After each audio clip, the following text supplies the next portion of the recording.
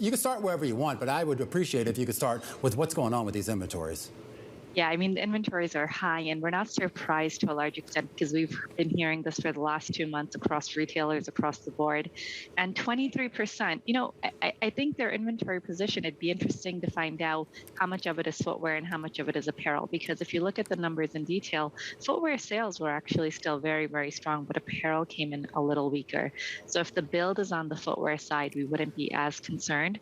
But if it is largely apparel, then we could see more discounting, and that's never a good thing for margins as well as just for the brand, right? Because you don't want to see Nike merchandise on sales and get customers once again trained to shop on discounts. How is the health of the U.S. consumer? It's mixed. So if you look at the numbers, North America sales, even though they had a top line beat 3% versus an estimate of 1.4%, North America sales did come in lower than expected. They were down 5% versus a decline of 3% that was expected.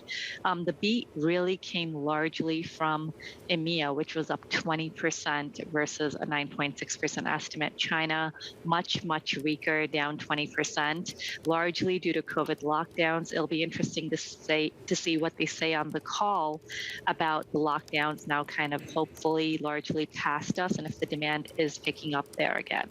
And Poonam, let's talk about China. The Greater China revenue, $1.56 billion. The estimate was for $1.74 billion. So it was already expected to be weak.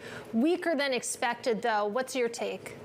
Yeah, I think it's definitely weaker than expected. I'd like to hear them say that, that basically has bottomed out and China is now going to just pick up from here.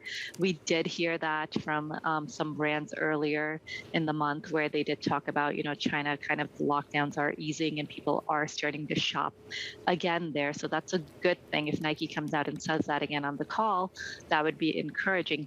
But I am very concerned more than China right now about North America.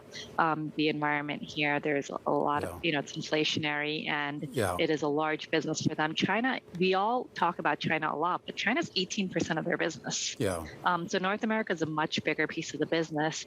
And I would want to know really how North America is tracking on this call as we move into their next fiscal year.